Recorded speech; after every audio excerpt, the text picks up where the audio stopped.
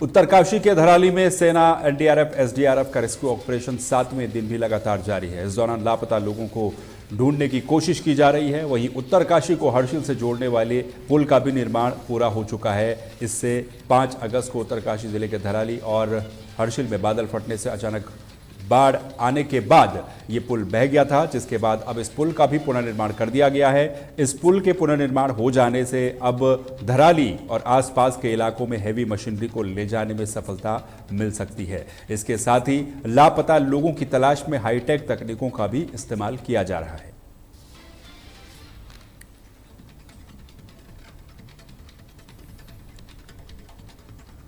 उत्तराखंड अल्पसंख्यक आयोग के पूर्व अध्यक्ष सरदार सुखदेव सिंह नामधारी ने भाजपुर में एक प्रेस कॉन्फ्रेंस कर यूपी के राज्य मंत्री बलदेव सिंह औलख, पूर्व दर्जा राज्य मंत्री राजेश कुमार और बीजेपी नेता गौरव शर्मा पर गंभीर आरोप लगाए हैं। नामधारी ने इन नेताओं पर भाजपा को कमजोर करने और ब्लॉक प्रमुख चुनाव में कांग्रेस प्रत्याशी का समर्थन करने का आरोप लगाया है।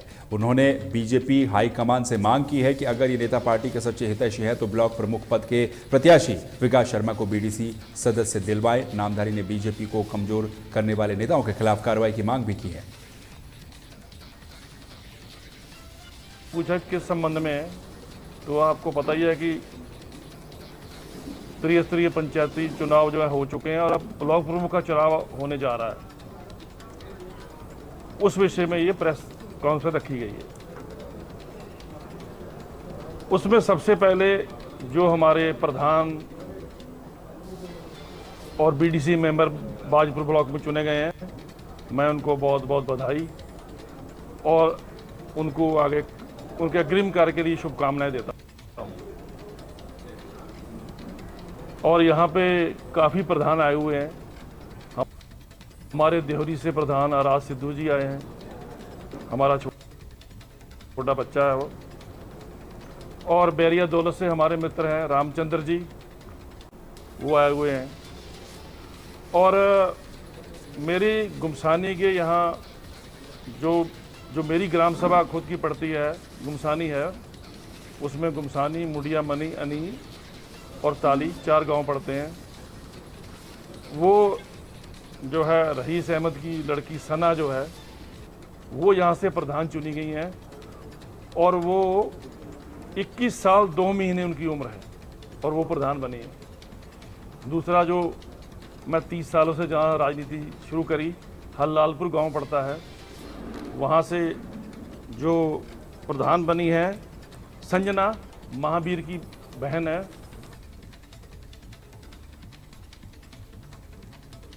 वहीं पूर्व अल्पसंख्यक आयोग के अध्यक्ष सरदार सुखदेव सिंह नामधारी ने भाजपुर में ग्राम प्रधानों और बीडीसी सदस्यों का फूल के मालाओं से जोरदार स्वागत भी किया। इस दौरान बीडीसी सदस्य तेजेंद्र सिंह सैनी और सुरेंद्र सिंह नामधारी, गुरडिया के ग्राम प्रधान मोहन सिंह दिवाकर सहित कई अन्य लोग मौजूद रहे।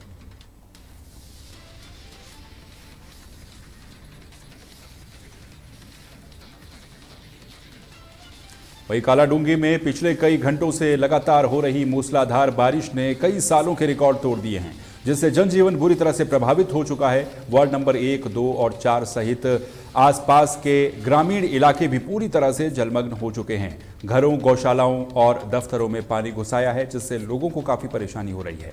बारिश के कारण सड़कें, नालियां पानी में डूब चुकी हैं और जंगल का पानी भी सड़कों से होते हुए आवासीय क्षेत्रों तक पहुंच रहा है। स्थानीय निवासियों ने प्रशासन से जल्द राहत कार्य शुरू करने की मांग की है।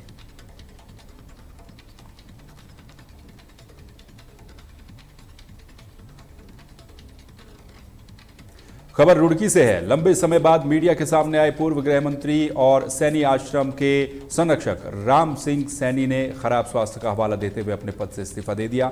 उन्होंने कहा कि वो समाज में टकराव नहीं देखना चाहते हैं, इसीलिए उन्होंने ये फैसला लिया है। राम सिंह सैनी ने मीडिया को बताया कि वो सैनी समाज को एकजुट करने की पूरी कोशिश करेंगे और अब युवाओं को आगे बढ़ाने पर ध्यान केंद्रित करेंगे। उन्होंने सैनी आश्रम को लेकर कुछ लोगों के द्वारा की गई बयानबाजी को दुर्भाग्यपूर्ण बताया है।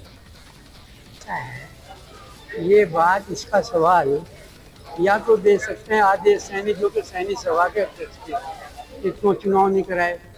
और ये नई समिति बनी है तो जो अनिल सैनी अध्यक्ष हैं वो डिटेल में आपको बता सकते हैं कि कैसे उन्होंने कार्रवाई करके कैसे कमेटी को रजिस्टर किया। ऐसा था कि सैनी, आप डिटेल में वो बताएंगे ना, प्रस्ताव हुए, क्या हुआ, मैं मेरे पास नहीं ना। मैं तो सिर्फ उनको संरक्षक का मतलब, मैंने जैसे बताया ना, सैनिक सभा में भी मैं कोई पदाधिकारी नहीं रहा। मैं तो 2009 में वो भूमि मुक्त कराने का काम था, वो सैनिक समाज को सौंप दी थी, नहीं तो कुछ लोगों ने उसका ट्रस्ट। पहाड़ों में लगातार हो रही बारिश के कारण हरिद्वार में गंगा नदी का जलस्तर बढ़ गया है। मौजूदा समय में गंगा 292.60 मीटर के करीब है, जो कि खतरे के निशान से बहुत ज्यादा ऊपर है। यह स्तर चेतावनी स्तर के बेहद करीब है और लगातार बारिश से इसमें और वृद्धि होने की संभावना है। आपको बता दें कि इससे पहले भी गंगा का जलस्तर 294 मीटर तक पहुंच चुका था, जिसके चलते बैरागी कैंप में पानी घुसने की स्थिति बन गई थी। तब प्रशासन ने आनन फानन में दीवार बना करके पानी को रोका था। इसके बावजूद लोग इस खतरनाक मौसम में भी बैरागी कैंप के गंगा किनारे जा रहे हैं और अपनी जान को खतरे में डाल रहे हैं। तरीके से लगातार बारिश हो रही है, उससे कहीं ना कहीं गंगा का जल स्तर भी बढ़ रहा है। और आपको बता दें कि हरिद्वार के अंदर जो जल स्तर था, अगर 2-4 दिन की अगर हम बात करें, उससे पहले डेंजर लेवल पे पहुंच गया था। इस समय है बैरागी कैंप में, इस समय जो गंगा का जो जल स्तर है, अभी जो वार्निंग लेवल है उसके पास है, करीबन 292.60 मीटर के करीब उसका जो लेवल है। मैं कहूँगा कैमरामैन से थोड़ा सा दिखाएं। ये एक आप देखिए जो नील धारा है, आप देखें बैराज से होती हुई जो यहाँ पर जो नदी है यहाँ आ रही है, गंगा आ रही है। और देखिए ये इस साइड में आप देखेंगे वहां पर ये टक्कर मारती है, और ये टक्कर मारने के बाद आप इधर देखिए ये आगे की तरफ ये चली जाती है। तो आप देखिए यहाँ पर जो लेवल था, जब डेंजर लेवल था तो ये ऊपर तक पानी आ गया था, पर अभी इस समय वार्निंग लेवल के करीब निशान है। 292.60 के करीब जो मेजरमेंट हुई है वार्निंग लेवल के बड़ी करीब है। पर जिस तरीके से हरिद्वार के अंदर लगातार बारिश हो रही है, पिछली रात से ही अगर हम बात करें कि लगातार यहाँ पर बारिश हो रही है, उसको देखते हुए कहीं ना कहीं ये वार्निंग लेवल के करीब पहुंच जाएगा। कुछ लोग यहाँ थे, यहाँ पर बात कर रहे थे, तो हम उनसे भी बात कर लेते हैं। भाई साहब क्या नाम है आपका? मेरा नाम दीपांशु है। दीपांशु जी, किस तरह का यहाँ पर माहौल था और कैसा पानी का क्या है? 6 तारीख को मैं आया था बैरागी कैंप में ही देखने, तो ये जो पानी का जल स्तर था ये वहाँ तक था। आप जैसा कि देख पा रहे हैं, जहाँ पर वो लकड़ी के लट्ठे पड़े हुए हैं वहाँ तक पूरा जल स्तर था, पूरा का पूरा पानी भरा हुआ था। अभी फिलहाल पानी बहुत ज़्यादा कम हो चुका है, लेकिन पानी अभी भी फिलहाल भी बहुत ज़्यादा बह रहा है, क्योंकि और नीचे है जो इसकी गहराई है, और नीचे है पानी बहुत ज़्यादा ऊपर बह रहा है। फिलहाल भी खतरे के निशान से पानी बहुत ज़्यादा ऊपर बह रहा है, जैसा कि न्यूज़ में लगातार हम देख रहे हैं। ऋषिकेश में बारिश हो रही है, आज भी मैंने देखा है कि ऋषिकेश में जल स्तर जो है बहुत ज़्यादा बढ़ा हुआ है, और अभी फिलहाल भी बहुत ज़्यादा पानी आ रहा है। अच्छा, हम देख रहे हैं यहाँ पर कि काफी लोग, जैसे लोग घूमने के लिए आ रहे हैं, सेल्फी के लिए आ रहे हैं, तो बहुत लोग हमने देखा कि क्योंकि डेंजर लेवल है, अगर देखा जाए तो अगर यहाँ कोई गिर गया तो क्या कोई प्रशासन ने कोई इस तरह की कोई व्यवस्था कर रखी है कि इनको रोका जा सके? फिलहाल सर जैसा कि मैं देख पा रहा हूँ, अभी मुझे प्रशासन का कोई भी आदमी, मुझे पुलिसकर्मी कोई भी मौजूद नहीं मिला है, क्योंकि लगभग आधे घंटे से मैं भी मौजूद हूँ यहाँ पे, और मुझे कोई भी पुलिस प्रशासन की तरफ से कोई भी टीम मुझे यहाँ पे नहीं दिखाई दी है जो कि यहाँ पे लोगों को रोकने का कार्य कर रही हो। तो इस चीज़ में मैं नहीं, मुझे देखिए बिल्कुल, देखिए ये जो स्थल है ये पूरी ऑलरेडी बहुत डेंजर लेवल पे है, और यहाँ हमने देखा कि कई सारे लोग घूमने आ रहे हैं, क्योंकि मौसम अच्छा है तो सेल्फी भी थोड़ा सा यहाँ ले रहे हैं। तो प्रशासन ने भी कोई इस तरह की यहाँ कोई व्यवस्था नहीं करी, क्योंकि खतरनाक है अगर कोई यहाँ पर गिर गया या कुछ भी हादसा हो गया या पानी।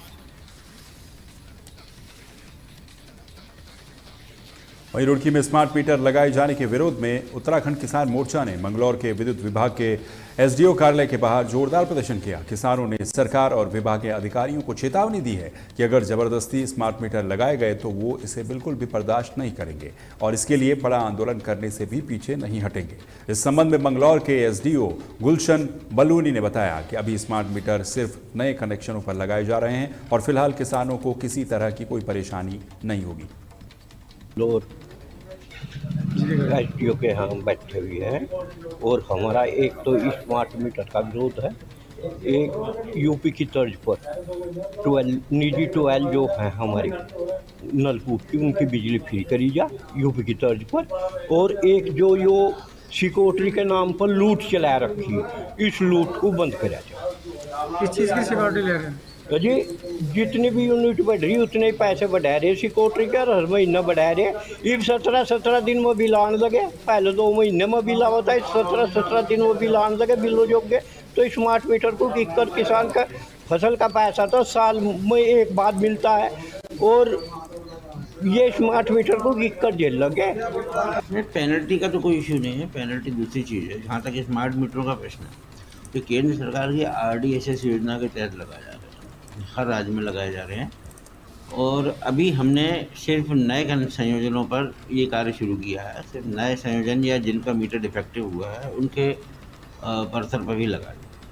तो जैसे ही कि इनकी समस्या थी कि प्रीपेड हम नहीं दे सकते, पहले से पैसे नहीं दे सकते हैं किसान, तो उसको देखते हुए अभी पोस्ट पेड मोड में लगाए जा रहे हैं। जैसा चल रहा था वैसा ही आपका बिल आएगा। तो इसमें मुझे लगता है नुकसान की जगह फ़ायदा है। आप एनी टाइम अपना रियल टाइम में अपना बिल देख सकते हैं, अपना कंजम्पशन देख सकते हैं, और ज़्यादा तकनीकी रूप से सक्षम है ये मीटर। तो स्मार्ट मीटर एक्चुअली स्टेट का कोई प्रोग्राम नहीं है, ये RDSS का।